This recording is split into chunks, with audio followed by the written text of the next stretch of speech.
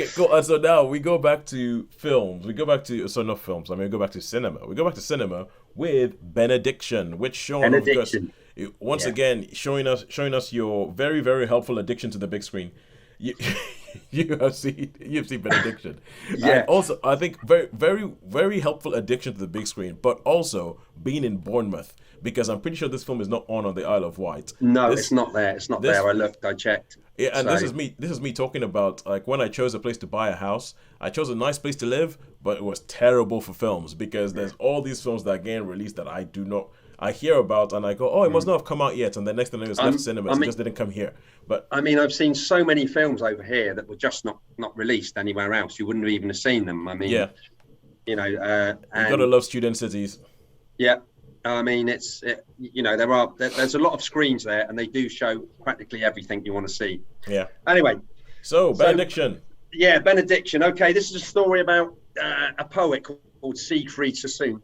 I so wish Sharon could see this movie. I really well, probably you as well, Holly. Really, really. Anyway, Siegfried Sassoon. It starts World War One. He goes off to war. He was a famous poet.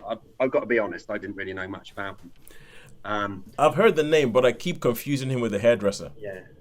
Yeah. I know Vidal. Vidal. So, but anyway, he basically he's gone through the war and he comes back and he likes to speak out about the war. He's saying, oh no, but being as he comes from sort of aristocracy, if you like, they say, oh, we're going to send you off to this hospital in Scotland, because you're not right and all that. Yeah.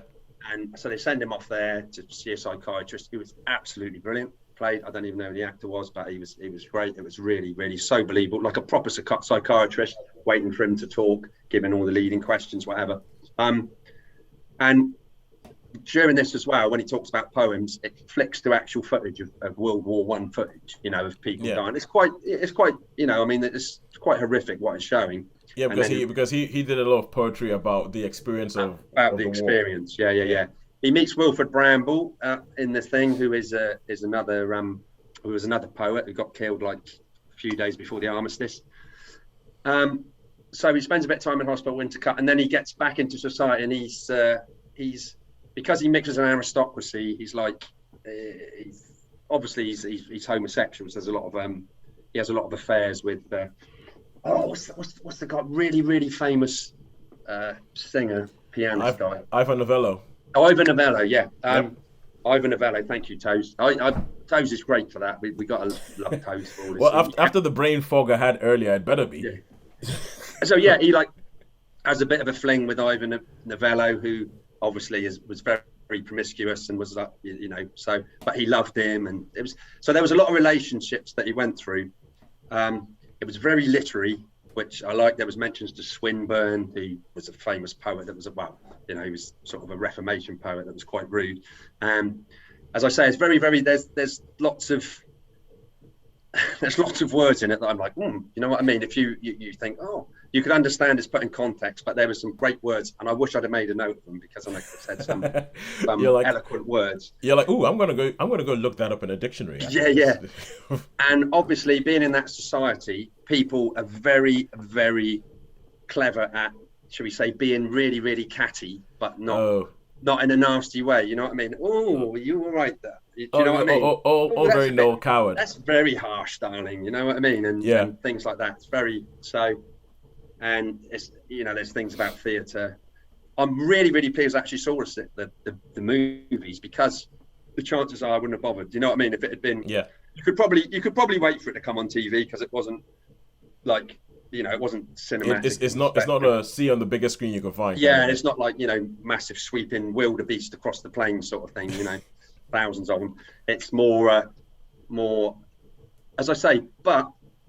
I'm really glad that I saw this one at the pictures, because it was a real surprise. I mean, I thought I'd see these films because it's nice to see them all. Yeah.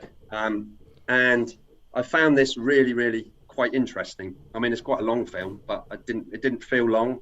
Mm-hmm. I really liked the interaction between, especially the catty nastiness. You know what I mean? It's like, I wish sometimes I could put people down like that.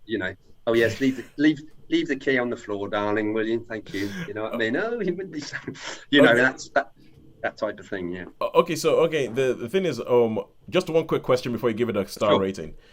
Because it's a film, I know it's directed by Terrence Davies, who he tends to do films that they're not exactly a barrel of laughs. They kind of like they're kind of so is this film when I hear the whole thing about being written like it's after the World War I, it's about like a gay guy in high society who obviously cannot be openly gay. I think this is that's it. That's the thing. I mean, they obviously are, and they're very camp. Although in this, he does actually get married. He does get married to someone. And has a family.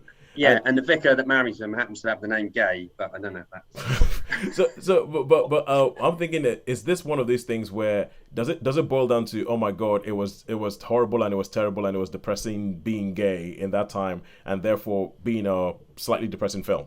Not at all, actually. That was I thought it was done really well. It seemed like it was quite a fun. It would have been quite a fun time. You've got like the Charleston and that, and the big soiree party things with.